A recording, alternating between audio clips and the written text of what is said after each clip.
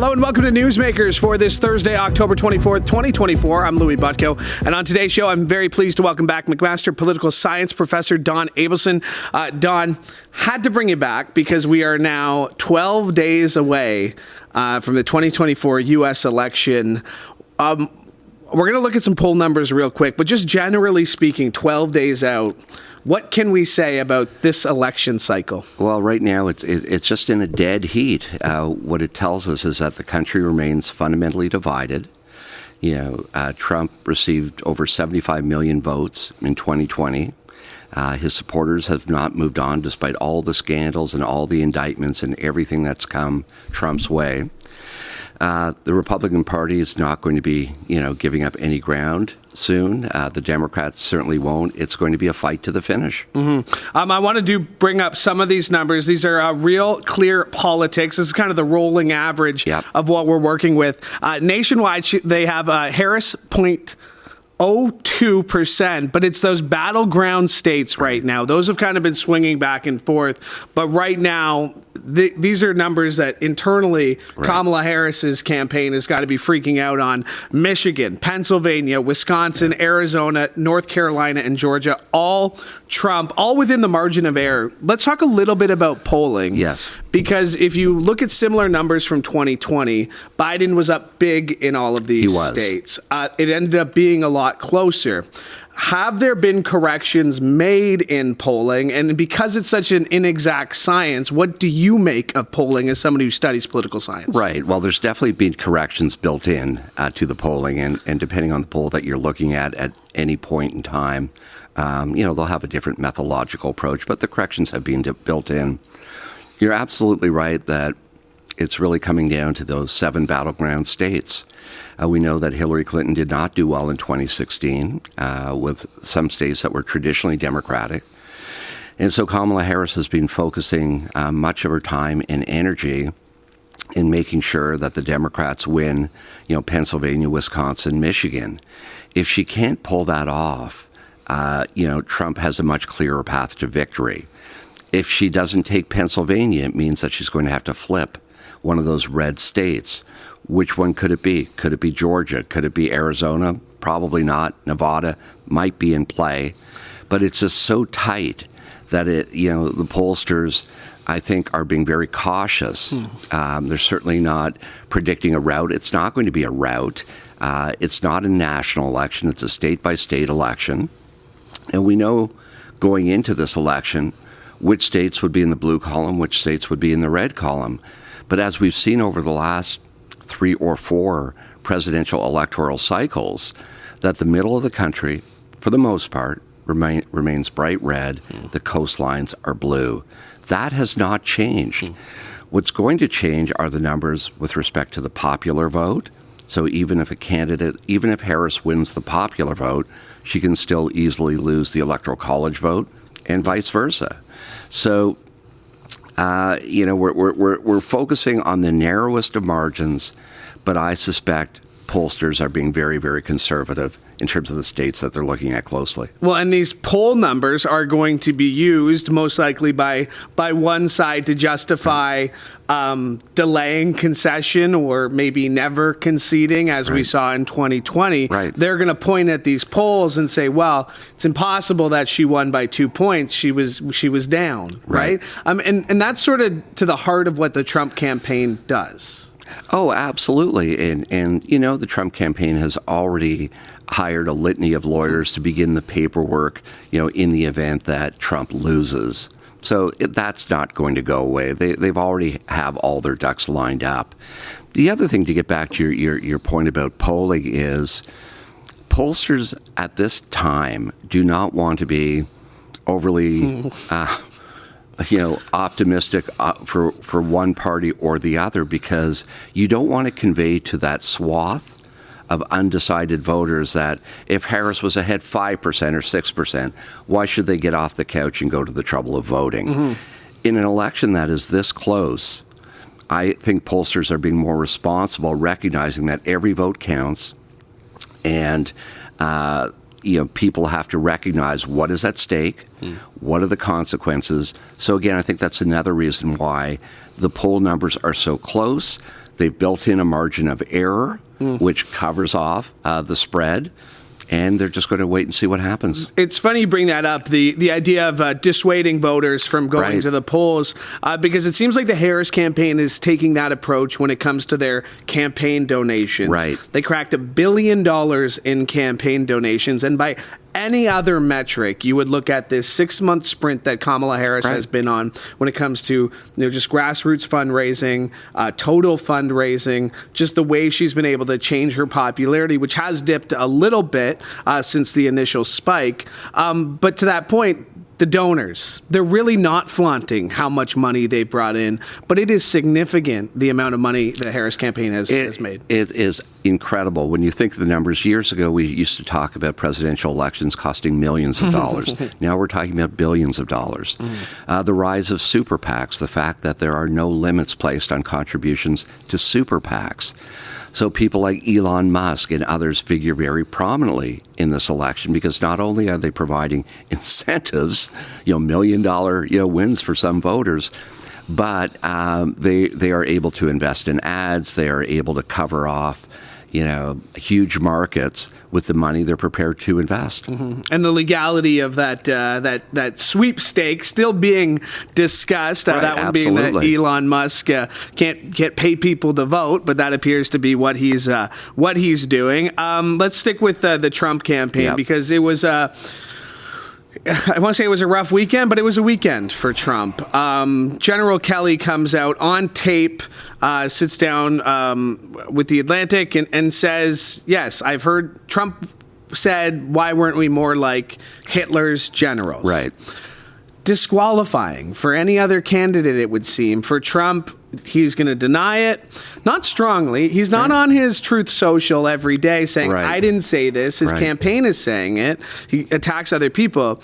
It wouldn't be a surprise if Trump were to have said nice things about Hitler, because he says nice things about Putin. He says nice things about Kim Jong-un, and he says nice things about Xi. So nobody should really be surprised that this has been said. No one should be surprised, but here's the thing with Trump. It's like the Holiday Inn ad, right? The best surprise is no surprise.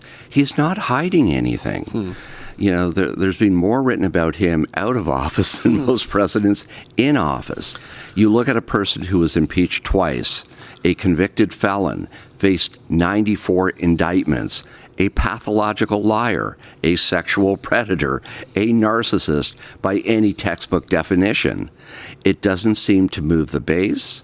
And indeed, the fact that this election was so close, and we're talking about the choice, 2024, many people are sitting back and saying, what is the choice?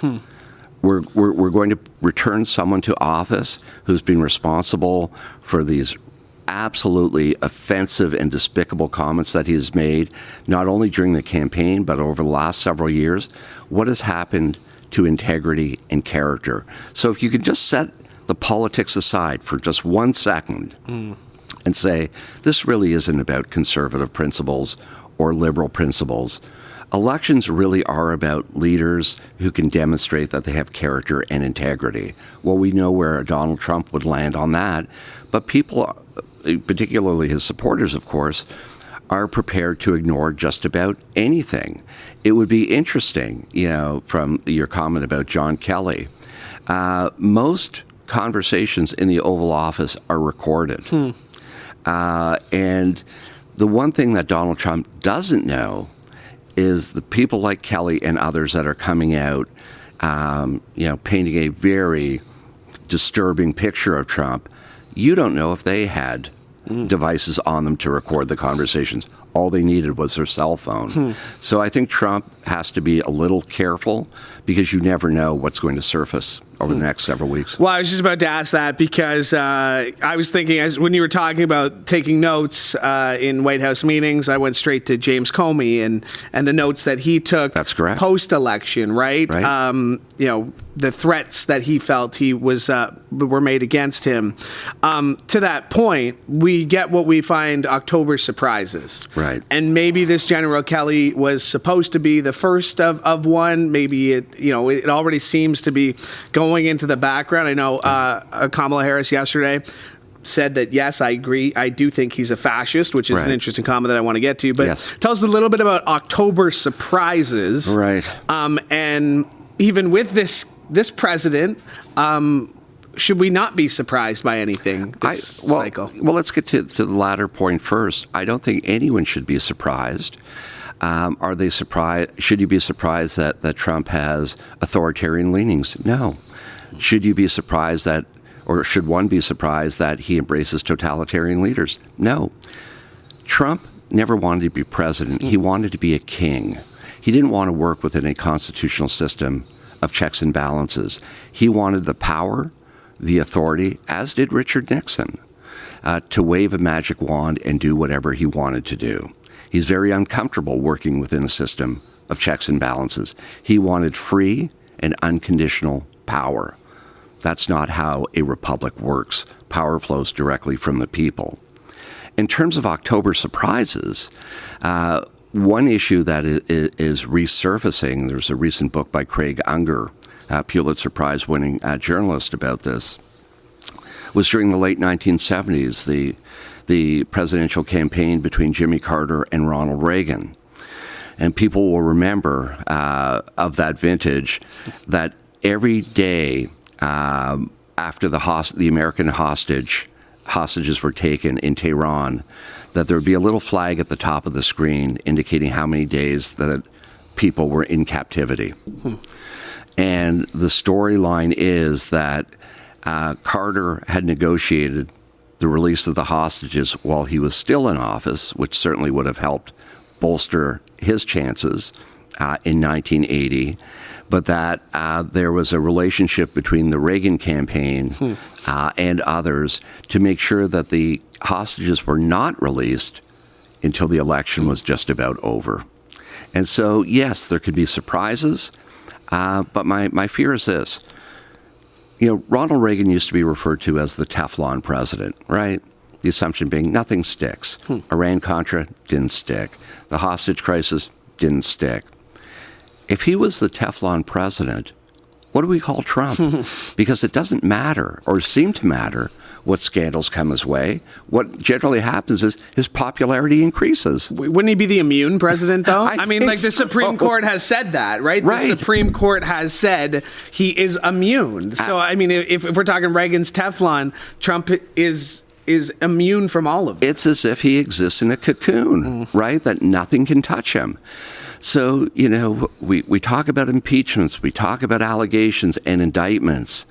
In most Western liberal democracies, a Donald Trump does not survive any one of these major scandals. And we were talking about this a little bit earlier, that, candidate fatigue sometimes kicks in for a lot of people. Usually it's just one election cycle, and maybe they drop out as the third candidate. Then the next primary they're a little bit more well known, and you can make the argument that people were pretty tired of Hillary Clinton by 2016.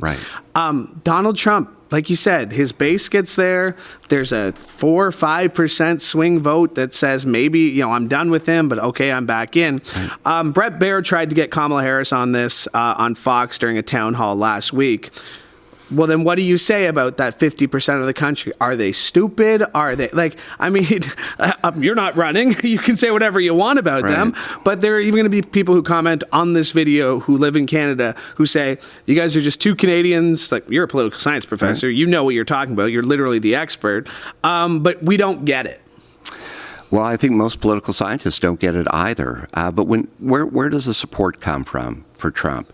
It comes from millions of people who find themselves in a lower socioeconomic status, and it comes from the upper echelon, the top 1% or more, very wealthy and affluent people who believe that they are much better off with Trump than Harris when they look at her plan, her desire to, invoke important tax cuts, reform the healthcare system, all that. And, the people who've been beaten down for years look to a Donald Trump and they say, at least, he is prepared to take risks. At least, we see him as a maverick. And he has also given us permission to vent. There are a lot of disillusioned, disenchanted, disheartened voters who are angry. They are bitter. But here's the problem. Back in 2020, my colleagues and I, made the observation that, Trump has left Washington, albeit reluctantly, but Trumpism will not go away. And if anything, Trumpism has become more emboldened over the past 4 years. He's been able not only to maintain, but to expand, a little, the solid base of over 75 million people.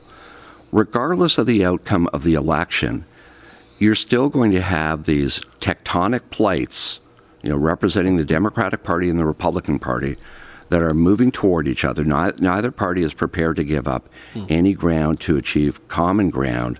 What happens with all that energy? What happens with all that anger? Of course, we're going to have to pay attention to what happens in the House and the Senate.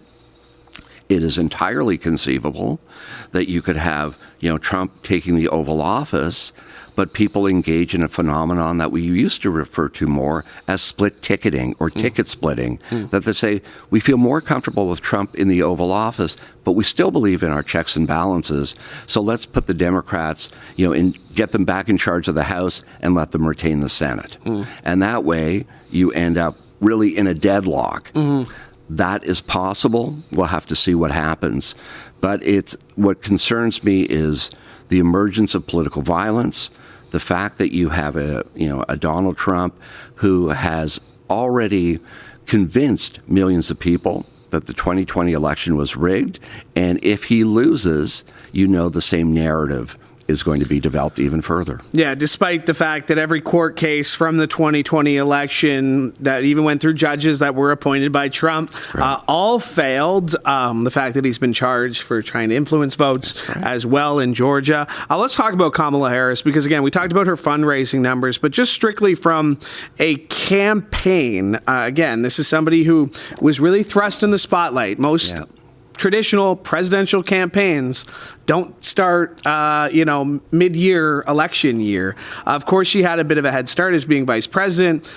That also holds people back. There aren't a lot of people who have served as both vice president and president. What would you make of her campaign and how she has gone about, getting her name out there and trying to clear up misconceptions about her? Right. Great question. The first thing about Harris is that, millions of Americans have said, where has she been over the last 4 years? We barely heard from her. We've barely seen her. That is not uncommon. Presidents generally do not choose vice presidents who are going to overshadow them. So it's not surprising that Kamala Harris, in many ways, has operated in the shadows. In some sense, that might help her in terms of plausible deniability. I really had nothing to do with that. But on the other hand, Americans want to be comfortable knowing, who's going to be standing behind the seal of the President of the United States. It would have been much better, I think, democratically, I think from a credibility perspective, if there had been time to hold Democratic presidential primaries, to give people an opportunity to throw their hat into the ring, and to give Kamala Harris an opportunity to really stand out.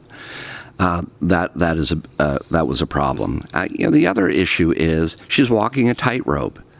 She's thinking every morning when she gets up, do I distance myself from the Biden administration or do I embrace it? And the answer is both, because on some issues, she wants to assert herself to say, I played a major role in that. If not for my, tie-breaking vote in the Senate, this would never have happened.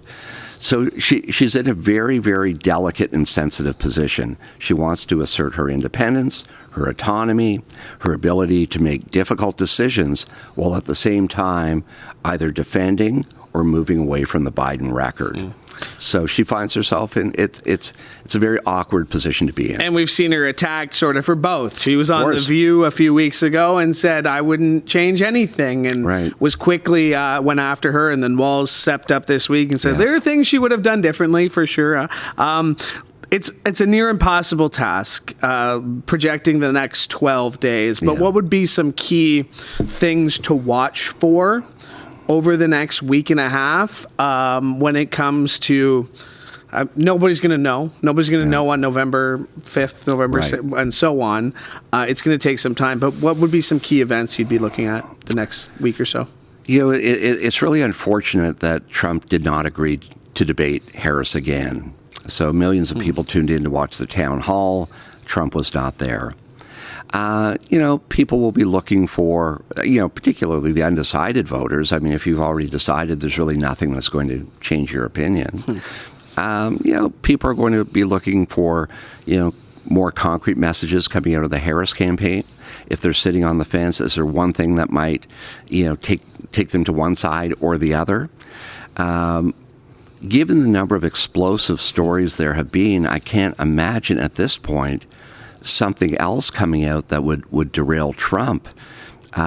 If you cannot be dissuaded from voting for Trump after you've listened to John Kelly and all the other people that were in the Trump administration who have, said emphatically and repeatedly that he poses a danger to American democracy, I don't know what is going to persuade you. So I think Harris has to stay on message.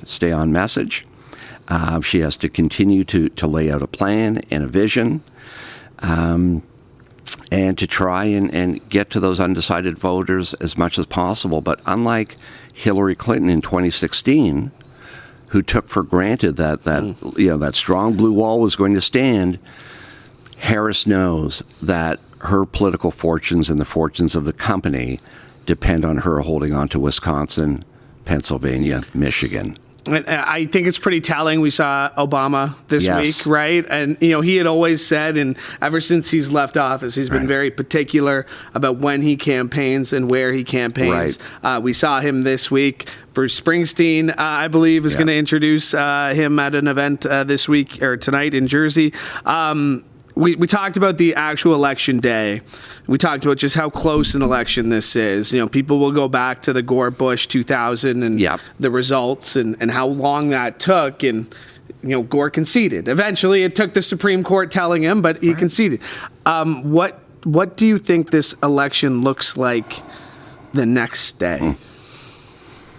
Will Trump already have claimed victory? I mean, I guess he'll probably claim victory on election night. Yeah, I have no doubt. But what to look for, getting back to your other question, is there any movement in some of those red states? Georgia, Nevada, Arizona. Could something happen there? Could the Democrats take North Carolina?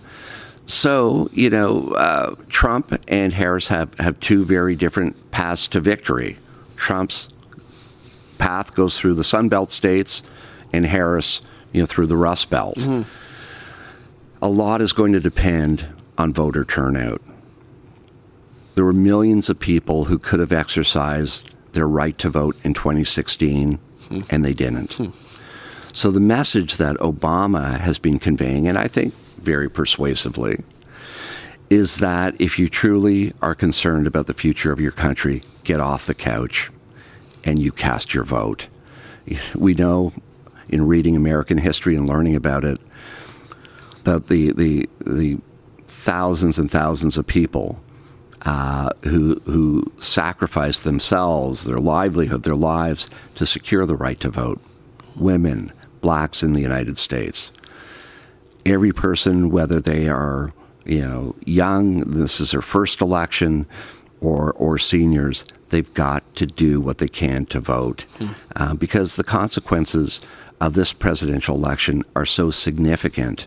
It will not be business as usual. And the other thing last thing that people have to keep in mind is if Trump wins, he becomes a lame duck president whose sole purpose is to seek revenge against those people who crossed him before. We saw what he was like in the first term. You can just imagine when he has very little incentive because he won't be able to campaign again unless he is somehow able to destroy the U.S. Constitution and do what Vladimir Putin did and stay on for a long time, which I suspect will not happen. To that point, though, we mentioned General Kelly and we mentioned the guardrails that were in place that first time around. And people will sit here and say, Trump was president for 4 years.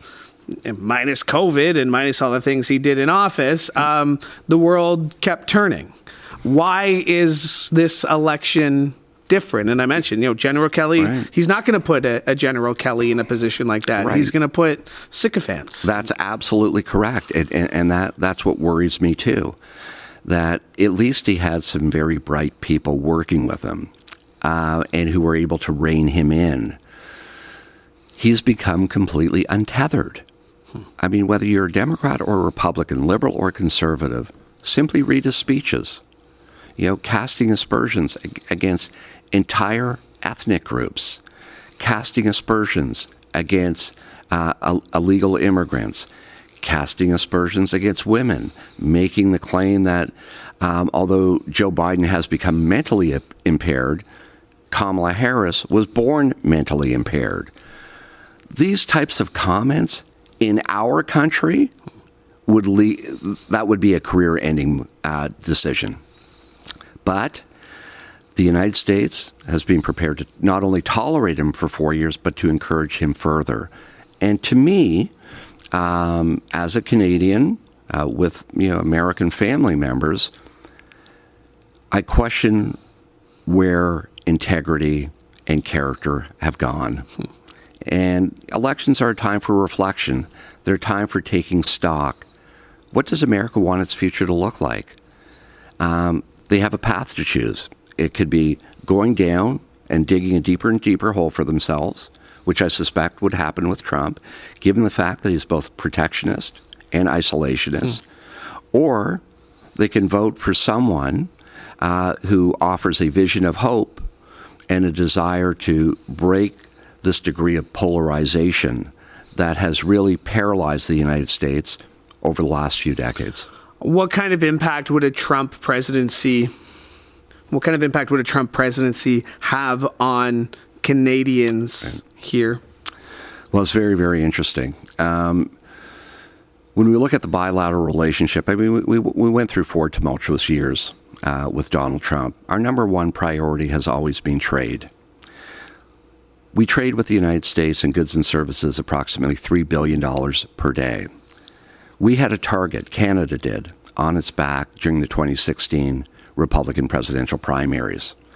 Every chance Donald Trump had, he talked about the NAFTA in terms of the worst trade deal ever negotiated.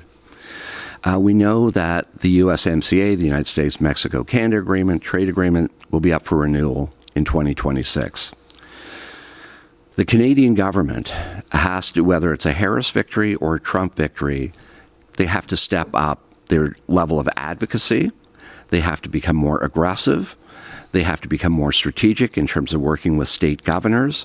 For 30 states in the United States, their primary export market is Canada. There are multiple avenues of access that we need to continue to strengthen.